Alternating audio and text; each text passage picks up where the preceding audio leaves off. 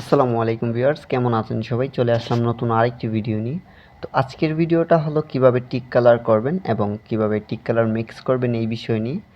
তো ভিডিওটা সবাই শেষ পর্যন্ত দেখবেন। আর আপনি যদি আমার চ্যানেলের নতুন দর্শক হয়ে থাকেন, অবশ্যই আমার চ্যানেলটিকে সাবস্ক্রাইব করে পাশে থাকা বেল আইকনটি প্রেস করে দিবেন। টিক কালার মিক্স করার জন্য প্রথমে যে জিনিসটা, ক্লিয়ার সিলার নিতে হবে 700 গ্রাম, তার সাথে দিতে হবে ইনটেক টপ কোট 300 গ্রাম, যেভাবে আমি দিচ্ছি।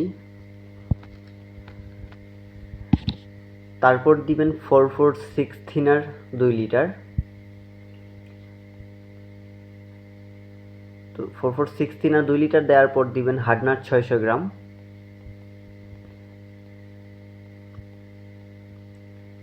হার্ডনাটটা দেওয়ার পর টিক কালার দিবেন আপনারা যতটুকু লাইট ডিপ চাচ্ছেন ততটুকু অনুযায়ী আর কি।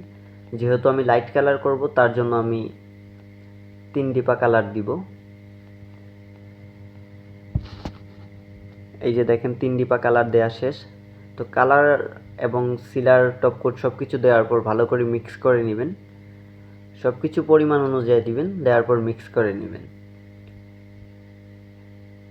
মিক্স হয়ে গেলে যখন আপনারা গানের মধ্যে নেবেন কালারটা, তার আগে সুতি টানা দিয়ে কালারটাকে ছেঁকে নেবেন যেন ময়লা না থাকে। ময়লা থাকলে কিন্তু কালারটা মারতে পারবেন না, বিচ্ছিরি দেখা যাবে কালার যদি মারেন, ময়লাগুলো পড়ে যাবে ফার্নিচারের মধ্যে।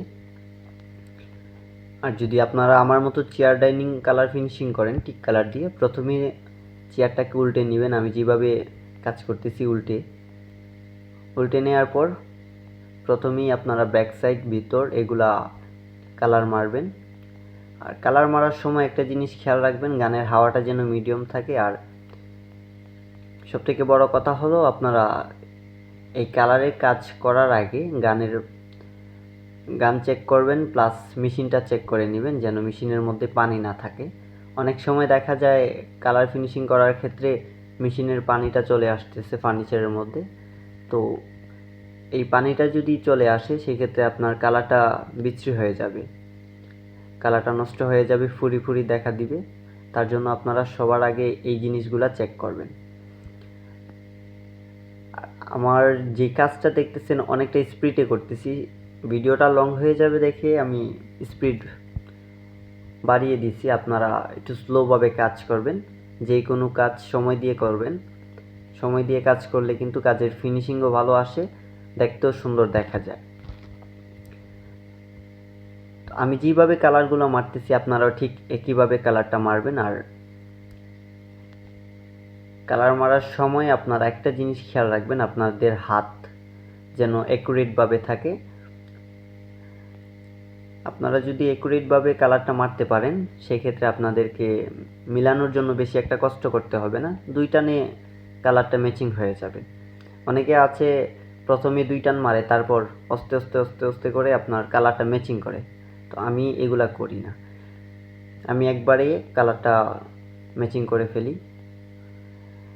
তো কালার করার পর আপনারা টপ কোট মারার জন্য আপনাদেরকে টপ কোট মিক্স করতে হবে। তার জন্য নিতে হবে 1 লিটার টপ কোট, একটা চেয়ারের জন্য না, ফুল সেটের জন্যে। আবার অনেকে বলতে পারেন যে ভাই একটা চেয়ারের জন্য কি 1 লিটার টপ কোট লাগবে কিনা। তো একটা চেয়ারের জন্য 1 লিটার টপ কোট লাগে না, এক সেট চেয়ারের জন্য 1 লিটার টপ কোট গুলবেন। তার সাথে দিবেন হার্ডনার 1/2 লিটার, 446 থিনার 1 লিটার। তো সব কিছু ঠিকঠাক মতো দেওয়ার পর মিক্স করে নিয়ে আমি যেভাবে ফিনিশিং দিচ্ছি আপনারা ঠিক একইভাবে ফিনিশিং দিবেন। আর আমি আগে বলে দিচ্ছি, কারণ আমার ভিডিওর স্পিডটা কিন্তু হাই, ভিডিওটা লং হয়ে যাবে দেখে আপনাদেরকে শর্টে বোঝানোর চেষ্টা করতেছি ভিডিও স্পিডটা বাড়িয়ে দিয়ে। আপনারা একটু স্লোভাবে কাজ করবেন। আর আজকের এই ভিডিওটা আপনাদের কাছে কেমন লাগতেছে সেটা অবশ্যই কমেন্টে জানাবেন। আর ভিডিওটা বেশি বেশি করে শেয়ার করে দিবেন। এই যে দেখেন আমি যেভাবে ফিনিশিং দিচ্ছি, ফিনিশিং টানটা কিন্তু 2 টান দিতে হবে, 1 টান ফিনিশিং দিলে কিন্তু হবে না, ম্যাক্সিমাম 2 টান ফিনিশিং দিতে হবে। 2 টান ফিনিশিং যদি দেন তাহলে ভালো গ্লেজ আসবে। আর 1 টান ফিনিশিং যদি দেন তো আপনাদের ফার্নিচারের মধ্যে গ্লেজটা আসবে না, দাস দাস থেকে যেতে পারে। তার জন্য আপনারা 2 টান ফিনিশিং টান দিবেন। আর আজকের এই ভিডিওটা যদি ভালো লেগে থাকে বেশি বেশি করে লাইক কমেন্ট শেয়ার করবেন।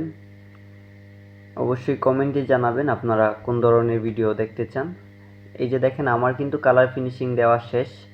কালার ফিনিশিং দেওয়ার পর চেয়ারটাকে দেখতে কেমন দেখা যাচ্ছে সেটা অবশ্যই কমেন্টে জানাবেন আপনাদের কাছে কীরকম লাগতেছে। তো ভালো থাকবেন সবাই, দেখা হবে নতুন আরেকটা ভিডিওতে।